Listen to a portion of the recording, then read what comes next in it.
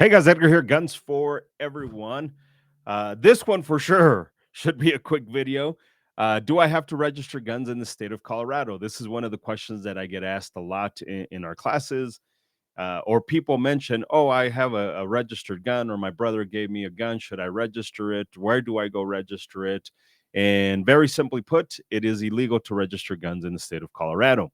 Now, this confuses a lot of humans, and a lot of humans have a really difficult time computing this. Every single time that this comes up, we end up spending about 15 minutes having a conversation about how it's illegal to register guns in the state of Colorado. It does not compute. It's fucking weird. It's absolutely weird. Where is that in the law, short fat Mexican? I will show you in the law where it says that. Remember, always go to the lexusnexus.com/hot topics/Colorado. That is where the state of Colorado officially hosts all of its statutes. That's the link right there. LexusNexus.com/hot topics/Colorado. LexusNexus.com/hot topics/Colorado. A lot of browsers need the triple W, so be mindful about that. For a lot of you guys, if you get an error code, you need the triple W, LexusNexus.com/hot topics/Colorado. 2911.7 2911.7 That is the part of the law where it says a local government, including law enforcement agencies, shall not maintain a list or other form of record or database of a person,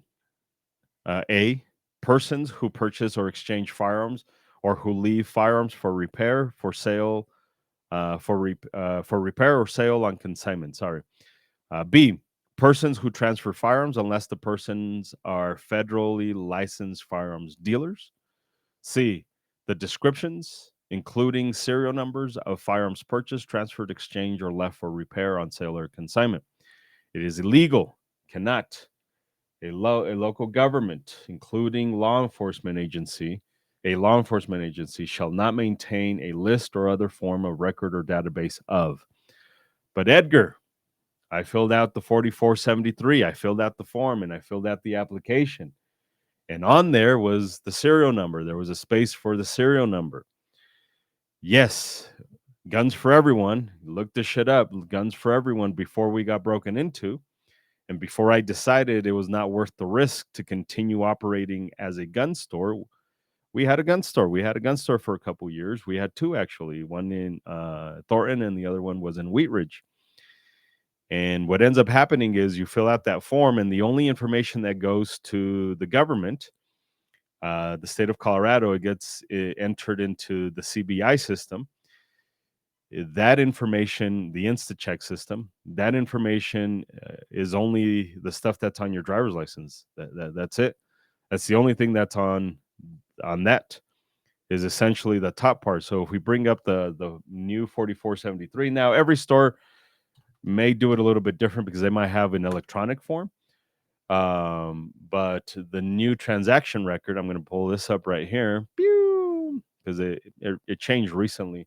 Hopefully you guys can see it. Oh, this is a transaction record. Sorry, this is not the 4473 ATM 4473.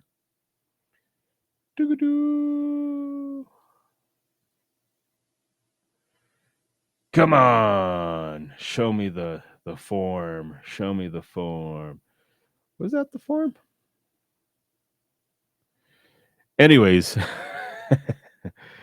it's obviously it's been a yeah, this is it. They just changed it. This is the updated version. Sorry, my bad. Boom, last name, birth date, and then all your questions. Are you the actual person? Answer the following. Yes. So this is it. The only thing that goes to the state of Colorado, it's not the make, the model, it's not the serial number, it's not any of that shit. It's just this right here. Boom. First name, last name, street address, all of this stuff right here. That's the only stuff that goes to the state of Colorado. You do not submit. This is for the InstaCheck. Now, there was some changes in the law regarding the state licensing and all that stuff, but it's in 2911.7, which we just read. It is illegal to register firearms. Illegal to register firearms. Now you're always going to have the humans who will tell you, well, they can still find it. Yeah, the tracers. If you lose a gun, it gets stolen. They find it in a crime scene before you figure out that it was lost or stolen. They find your Glock. They find your Smith and Wesson. They find whatever at the crime scene. If the serial number is still intact, they will contact Glock and say, "Hey, Glock, or whatever manufacturer, we found this gun. It's yours. It has your serial number. Can you run it?" And then Glock comes back and says, "Yes, we did sell this gun. We sold it to whatever distributor, buy group, wholesaler." And then they contact that wholesaler, and then they say the same thing. Glock says, "You sold this gun. Can we get information on it?" "Yes, we sold it to whatever gun store in the state of Colorado." And then they contact the gun store. It's not like they go to a system and they punch in the serial number and it pops up that you bought it. No, they can't find it. But I always make the argument that when you go buy a TV at a store, if you give them your telephone number, your name, and all that stuff, they will have a record that you bought the TV. There's a serial number attached to it, all of that stuff. They can find out that you bought the TV in the same way. There is no registry of TVs, but they scanned it. This serial number is attached to your telephone number or your credit card or what have you. There's a record of you buying that television, very much in the same way. A little bit different. I get it. And I understand that you bought a gun. It's not an instant. They can pull it up. There's nothing like that. How do they know that the gun's stolen?